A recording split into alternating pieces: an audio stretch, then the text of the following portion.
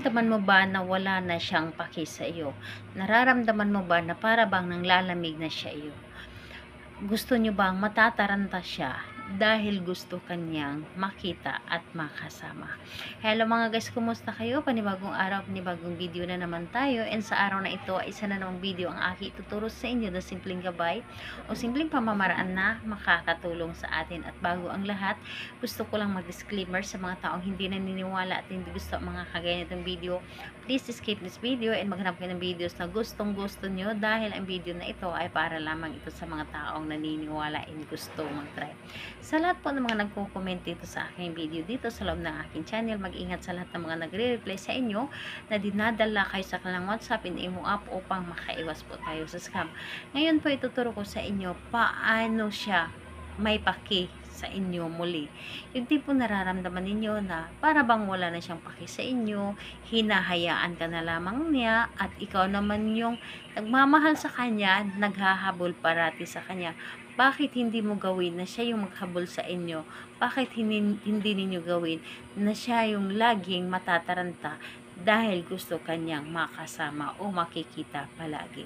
Ito ay pwedeng gawin sa parehas ang kasarian, babae ito babae and lalaki ito lalaki. And siyempre naman sa ating babae at lalaki na magpartner. And pwede mo din itong gawin kahit na kayo ay magkalapit at magkalayo sa isa't isa. So, ayun po. Dito po is wala kang ibang gagamitin kundi ang sarili mo lamang. Kailangan mo lamang dito na ihanda ang inyong sarili. Kailangan mo lamang dito na buo ang inyong loob sa paggawa and paniniwala dapat. And talagang hindi ka nagdududa sa inyong dapat na gawin. And ayun, kapag ready ka na, pwede mo na itong simulan.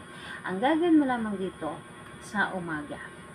Pagkagising mo sa umaga at nakikita ninyo may sinag ang araw, tumayo kayo sa loob or tumayo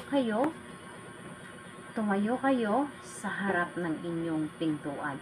So, tumayo kayo na magmumuni-muni kayo, yung isipin ninyo ng isipin ang taong mahal po ninyo, lalo na kapag kayo ay malayo sa isa't isa. So, ayun po, habang nakatayo kayo sa harap ng inyong pintuan, at dapat malayo yung tingin ninyo, yung tingin na siya yung iniisip mo ninyo. So, ngayon, kapag natapos mo na yung mga iniisip ninyo, halimbawa, iniisip ninyo na tataranta ka, may pakialam ka na muli sa akin, at maghahabol ka na muli sa akin. So, sasabihin ninyo, sambitin ninyo ang kanyang pangalan at apelyido at sabihin po ninyo, matataranta ka palagi dahil ako yung iniisip mo at lagi mo akong habol-habulin. So, yun po ang sasabihin ninyo. And sabihin ninyo lahat yung dapat na mga positive, lahat ang mga sasabihin po ninyo. Huwag kayong mag-isip na mga negative. Dapat po ay positive lahat ang mga sinasabi ninyo. And huwag ninyong hahayaan na magiging negative yung nasa isip po ninyo. Dahil kailangan natin dito is positive ang ating mga ginagawa. So, ayun po, magtatanong ka pwede itong gawin ito sa araw na Tuesday and Friday. Dahil yun po ang pinakamalakas na araw na gagawa tayo ng mga ganito. Pero kung hindi ka makapaghintay ng Tuesday and Friday at nararamdaman ninyo na para bang gustong-gusto ninyo itong gawin at parang hinihina kayo na gawin ito, gawin po ninyo. Wala pong problema. Dahil kung malakas ang ating pakiramdam na gumawa ng isang bagay, mas mapabilis ito mapagana. So, ayan po. Salamat po sa inyo. Bye-bye everyone. God bless.